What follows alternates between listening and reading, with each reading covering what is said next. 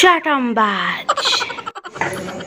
Hello বন্ধুগণ, কি খবর সবার? সবাই দেখছি এখানে গ্রুপেই আছিস, তাই তোদের ভাবলাম একটু একটা জিনিস দেখিয়ে দিই। এই যে দেখ, এই ঘড়িটা দেখতে পাচ্ছিস? তোরা তো জানিস যে আমার মামা দুবাইতে থাকে, তো আমার মামা দুবাই থেকে এই ঘড়িটা স্পেশালি আমার জন্য নিয়ে এসেছে। একটাই পিস ছিল জানিস, আমার মামা সবার আগে গিয়ে এটা কিনে নিয়ে এসেছে আমার জন্য। আরও আছে, দাঁড়া তোদের এক এক করে দেখাচ্ছি। এই যে আমার স্কুল ব্যাগটা দেখছিস, এটাও আমার মামা দুবাই থেকে কিনেছে। এটাও মাত্র দুটো পিস ছিল, একটা আমি নিয়েছি আর একটা দুবাইয়ের যে শেখ যে তার মেয়ে সেই প্রিন্সেসের জন্য। আরও একটা জিনিস আছে দেখবি, এই দেখ, এই যে এই ওয়াটার বোতলটা দেখছিস, এইটা কিন্তু সেই ওয়াটার বোতল না। এই বোতলটার মধ্যে যদি আমাদের এখানে 100 ডিগ্রি তাপমাত্রাও হয় না, তাও এই ওয়াটার বোতলের জল সব সময় ঠান্ডা থাকবে জানিস। এইগুলো সব আমার মামা এক্সক্লুসিভলি আমার জন্য কিনে নিয়ে এসেছে। মানে তুই আর শুধরালি না বল? সেই ছোট থেকে তোকে দেখে আসছি, চাটাম দেওয়া স্বভাবটা আর গেল না। সেই দিনই আমি কাকিমাকে দেখলাম শিয়ালদা মার্কেট থেকে এগুলো কিনছিল, আমাদের সাথে দেখা হয়েছিল। কি সব উল্টোপাল্টা বলছিস? ধর, না না, ওগুলো হয়তো মা অন্য কাউকে দেবে বলে কিনেছে। তুই চুপ কর, চল আমরা ক্লাস শুরু হয়ে যাবে না, চল চল চল, অত কথা বলিস না, বই খাতা বের কর। Bad girl. কি রে, তোকে আর কতবার বলবো যে স্কুলে ভেবে চুল বেঁধে আসবি না? বলবো ম্যামকে আমি আজকে? আমি এরকম ছাড়া চুল বাঁধতে পারি না রে, তাই জন্য এইভাবে বেঁধে এসেছি। ম্যামকে বলবি? যা বল, যা এক্ষুনি যা, ম্যামের চামচা। এই কে ক্লাসের মধ্যে কেসিস দিচ্ছ? হ্যাঁ, কি হয়েছে? ম্যাম ক্লাস নিচ্ছে তো, তোকে কতবার বারণ করেছি ক্লাসের মধ্যে এসব করবি না। না আমি খেলবো না, তুই চুপ কর, চুপ করে বস।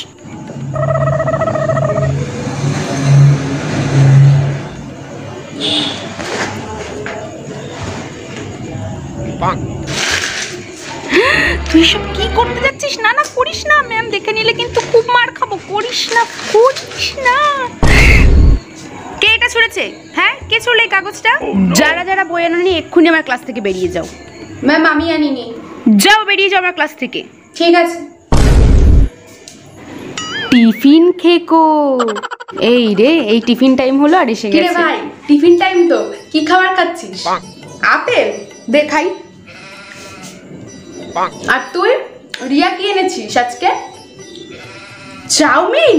দে ভাই দে, খাই একটু। তুই কি এনেছিস? পাস্তা? দে খাই। তুই? মুড়ি চানাচুর? এ ভাই দে খাই। আর তুই? কি, তুই আজকে ম্যাগি এনেছিস? দে খাই। আচ্ছা তুই তো সবারটা খাচ্ছিস, তোর টিফিনটা কোথায়? নিয়ে আয়, সবাই খাই আমরা। আমার টিফিন তো আমি কখনই খেয়ে ফেলেছি। স্বার্থপর। বৃষ্টি, অনেকক্ষণ দাঁড়িয়ে আছিস বল? আসলে কি করব বল? তুই তো দেখলি যে আমি আজকে অ্যাসাইনমেন্টটা আনতেই ভুলে গিয়েছিলাম। ভাগ্যিস তোরটা দিলি, ওটা দেখে দেখেই তো এখন লাস্টে করে ম্যামকে জমা দিই তবে আসলাম। অনেকক্ষণ দাঁড়িয়ে আছিস বল রে। ঠিক আছে চল এবার যাই। এই জয়ী, আমি সাইকেল এনেছি, আমার সাথে সাইকেলে যাবি? চল। ও তুই সাইকেলে যাবি? আচ্ছা বৃষ্টি, তুই একা একা হেঁটে চলে আয়, আমি ওর সাথে সাইকেলে চলে যাই। হ্যাঁ, এতটা পথ হেঁটে হেঁটে যাবো, অনেক কষ্ট হয়ে যায়। তুই বরং আস্তে আস্তে হেঁটে হেঁটে আয়, কালকে স্কুলে দেখা হচ্ছে। চল রিয়া, আমি তোর সাইকেলে চলে যাই। কিপটে।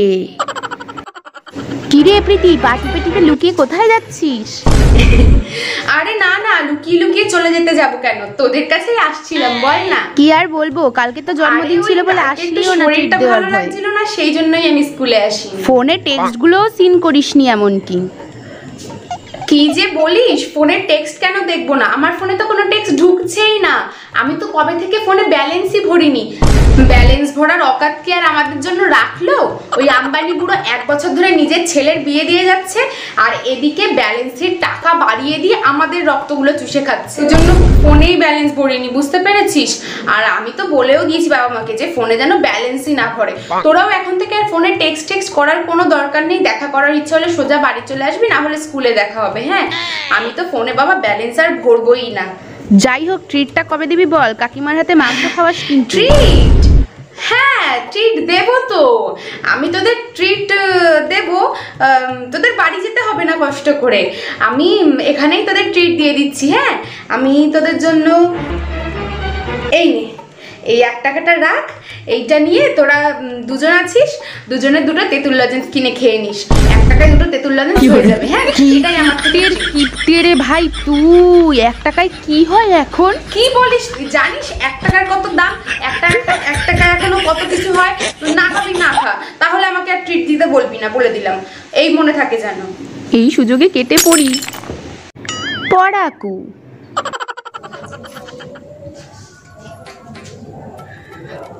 এখন বেশি করে পড়ে নি। ম্যাম বলেছে টিফিনের পরের পিরিয়ডে এক্সাম নেবে। টিফিন তো আমি পরেও করতে পারবো। এই টিফিন টাইমটা সময় পেয়েছি, এখন ভালো করে পড়ে নি, যাতে পরীক্ষায় আমি ভালো করে লিখতে পারি। টিফিন না হয় পরেই করব, আর একদিন টিফিন না করলে কী বা হবে।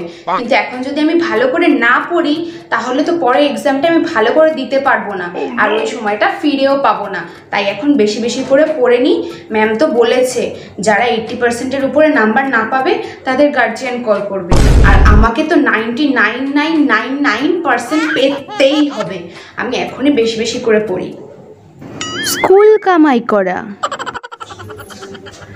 কি রে, তুই এখনো পড়ছিস? কি যে সারাক্ষণ এত পড়িস আর পড়িস, এত পড়তে ভাল লাগে তোর? তোর কি খবর?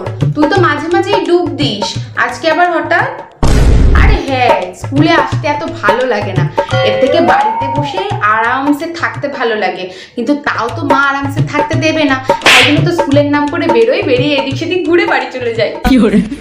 কি এত পড়ছিস বলতো টিফিন টাইমে টিফিন না খেয়ে? পড়বো না তা কি করবো? টিফিনের পরের পিরিয়ডেই ম্যাম এক্সাম নেবে বলেছে, তাই জন্যই তো বেশি বেশি করে পড়ছি।